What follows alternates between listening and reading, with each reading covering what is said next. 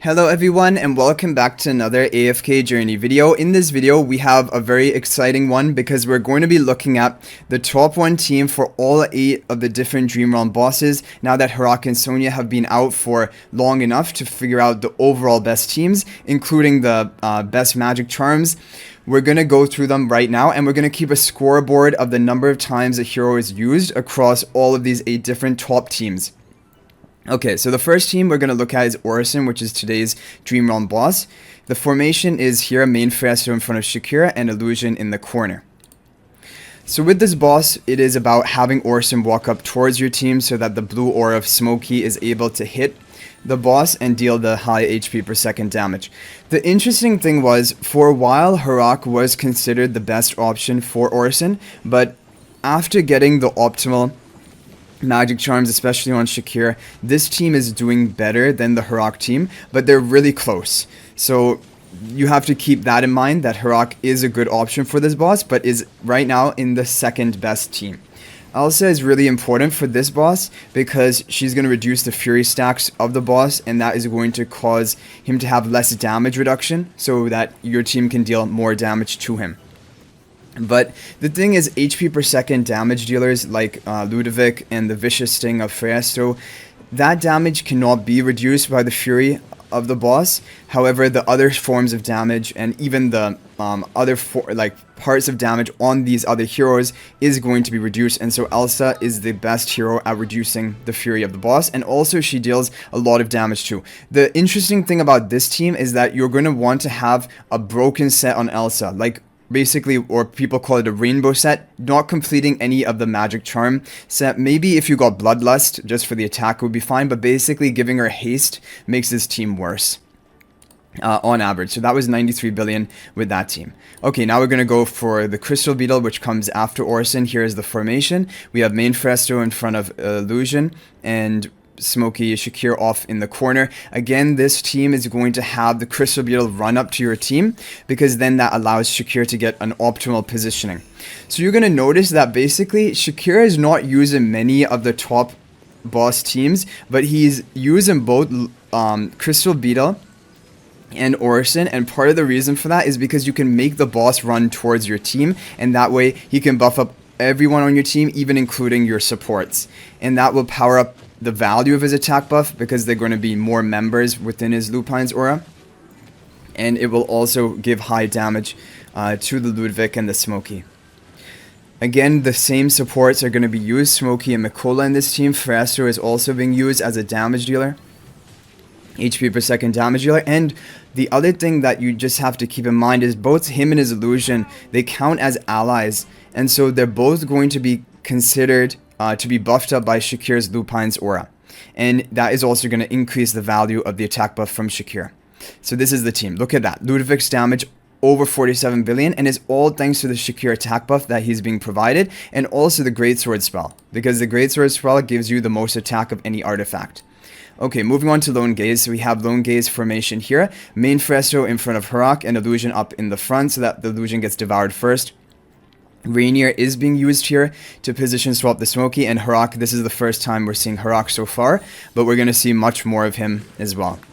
So this team, interestingly, is actually even better than Shakir in Lone Gaze. Shakir is still a good option in Lone Gaze, but it will not compete with the Harak team, because even though there's great grouping in this fight, Harak also does really well in the Lone Gaze fight because he can ramp himself up and hit really hard.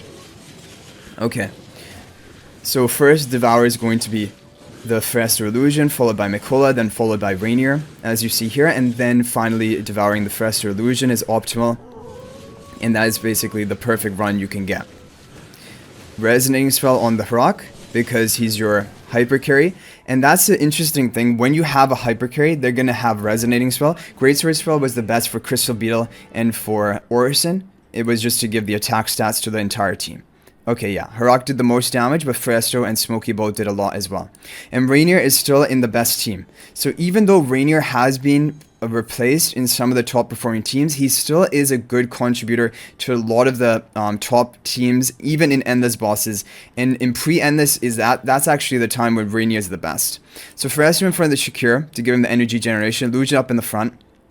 And this is the Alpha Bear. So this is the final, or this is another team which is going to be using Shakir in it. Shakir ends up in the middle position, in the perfect position to buff up your entire team, and that is just perfect for it. Resonating spell on the Lily May, yeah, because she is kind of like your damage dealer carry. And the key thing about this boss, as you can see here, is you need to have Lily May timed up so that she can dodge the honey stacks of the boss, and that requires a certain amount of haste. The haste you can get from Shakir's, Lupine's aura, from Mikola's Courage Sphere, and from Smokey's aura as well, and then even the artifact basic stats of Resonating Spell. But you need the perfect amount of haste for her. And that's why for like a plus 10 exclusive equipment Shakir, there's a different formation, which is going to use also the Valor Shield spell. But this is the overall top team. Okay.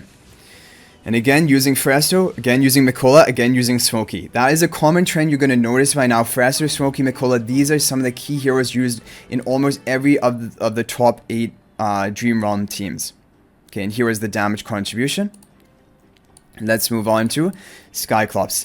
So this is the sad thing. Now you're going to be realizing, where is Taylene? So far we haven't seen Taylene yet in a top team, and Skyclops, which was one of the teams where Taylene was the best for clearing the summons, she is not the best anymore. And this is going to be the formation. Main Fresto in front of the Harak, and Illusion up front to try and be devoured first, followed by Smokey to be devoured. Resonating spell on the Harak. So here we have the team, and the reason for this is just because Harak is going to clear the summons even more effectively than Taylene, and he also hits way harder onto the boss. Lily May also is a great contributor to clearing the summons and also dealing damage to the boss. And again, we have our key 3 heroes, which have been in every team we've seen so far, which are Fresto, Smokey, and Mikola. So again, this is to kind of show you what is the priority behind which heroes you build up on your account for Dream Realm, and definitely Fresto, Smokey, and Mikola are top tier priority for endless bosses. So even now, Lily May does get devoured, but it's not even bad, because it allows both the Fresto and the Illusion to survive, and then also Mikola to survive for the whole time to give the haste buff to the Harak, and that also contributes to a lot of damage. So even though Fresto didn't do that much, the reason Fresto is basically used in every team is either he's food for Harak, or he is just the best damage dealer option because you get 2 heroes instead of 1. Okay, moving on to King Croaker, and now the first time we're seeing Sonya. She's going to be buffing up Smokey and Ludovic, who are the major HP per second damage dealers, as you can see from the chart here. And the main Fresto is going to be in the corner, Illusion up in the front. This needs a plus 15 exclusive equipment of Fresto, so that you can resummon the Illusion after he gets insta-killed. But this is the overall best team. You saw the Ludovic damage. It is super high, and that is thanks to both Sonya and the double attack buffers, again, Smokey and Mikola. So again, Fresto, Smokey, Mikola still have... they've been seen in every single one of the top teams. Ludovic is making another debut here. Again, he's a really hard-hitting damage dealer, but there's so many heroes who are competing for that slot. There is Lily May, Harak, they're all really hard-hitting damage dealers, and that's why you can't have all of them in every team, because so far it's been Fresto, Smokey, and Mikola in every single team, which is always the optimal one.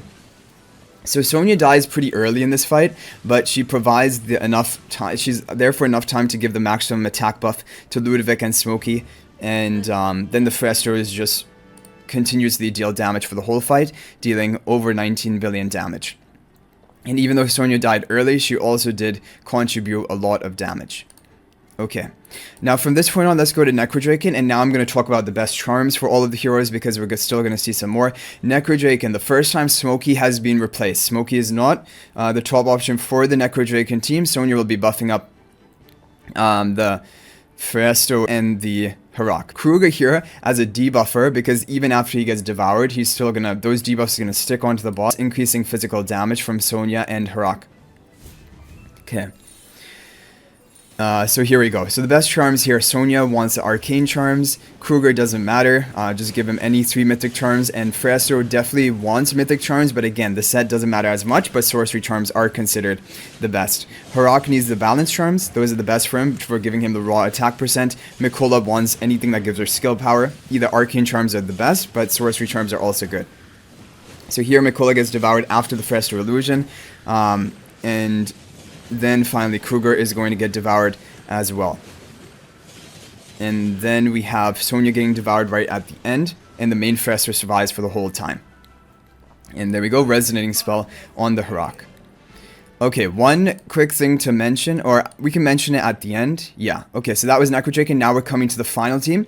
The final team is Stomper, and this is a very RNG reliant team. So for example, in the runs that I did, 77 billion is not the maximum that this team can do. This team can get up to 79 to 80 billion damage, but it needs really good RNG for that to happen. Main Frestor in front of the Harak, Illusion up in the front, and then Mikola and Illusion, they're going to be devoured first and second, and then Rainier position swapping the Lily May. Okay, so both Harak and Lily May deal a lot of damage in this boss fight. The important thing about this fight is Lily May should be dodging the Yeti Cell, like right there, as much as possible. That is going to be how you get the good RNG for the run. And then the other thing is that if she cannot dodge it, you clear the Yeti Cell as quickly as possible. And also need good ultimate cycling of the Harak, because when he casts ultimate for 8 seconds, he has immunity, and then he cannot be silenced. And that gives him, like, basically, and then he can recast his ultimate. Like, right now, he has full energy, he can recast it, and he still has the immunity from his resonating spell from before. Lily May gonna get Yeti Celled again, which is unlucky, and that is gonna be 77 billion, but it can go up to 79 or 80 billion. Okay, now just some quick final thoughts. Like, now you guys are going to see the entire scoreboard, the number of times each hero is being used. One final thing to mention is that for the Crystal Beetle in specific, it is better to not have Frestor on the sorcery charms. It should be on some other charm set in order to get your maximum score, because it basically affects the flying time of the boss. And so having him not on sorcery charms is best for the Crystal Beetle. Other than that, Shakir wants to have Mystic Charms, Ludovic wants to have Insight Charms, Smokey and Mikola, they both need to have a charm that gives them skill power, so either sorcery charms for them or recovering for Smokey, or arcane is best for Mikola. Harak wants balance charms, Rainier wants any 3 mythic charms to get the quality bonus. Then if you want to give him the mystic charms, that's optimal, but it isn't really needed. His damage is really low. Like, if for example you take a look at it in a team, it's practically nothing. And he also gets devoured quickly. Frestor, ideally sorcery charms other than Crystal Beetle, like we mentioned. Sonya wants arcane charms. Croaker, it doesn't really matter. Elsa just wants to be on a rainbow set, or maybe Bloodlust set to give the attack percent, but not haste, because haste interferes with, like, her casting time of in the fight, and it becomes worse. So that is it. Okay, now basically these are the top teams and the top scoreboard. However, if we take a look at, for example, like Sonya, right? Like, Sonya is going to have, like, use in 2 of the top teams right now. However, if you're talking about, like, the second best team, third best team as well, Sonya is using a lot more. And actually a great example of that is the Stomper. The second best team for Stomper, which even sometimes is beating out the Harak team if the Harak team doesn't get good RNG, it is using Sonya. And it's also using Rainier, like Rainier is using here. Okay, so that's an important thing to mention. Basically, heroes like Sonya, heroes like Shakir, heroes like Ludovic, Lily May, they're still all top tier Dream Realm heroes, even though they are being used like between 2 and 3 times in all of the top overall teams.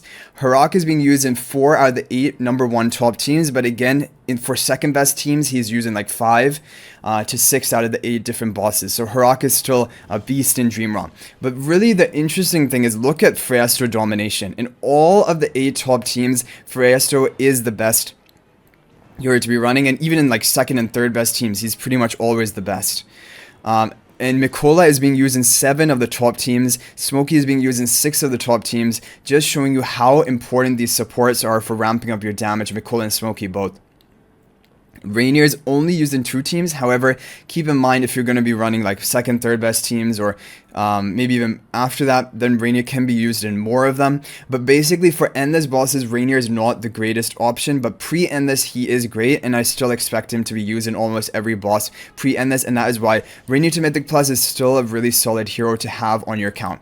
Harak is really, so he's using 4 out of the 8 top Dream Realm bosses, and that's why, in my opinion, I think you can safely skip building him, because even when we take a look at Stomper, for example, This is a boss that the second best team, which is the Sonya team, I told you, can sometimes even beat the performance of the Heroic team depending on the RNG.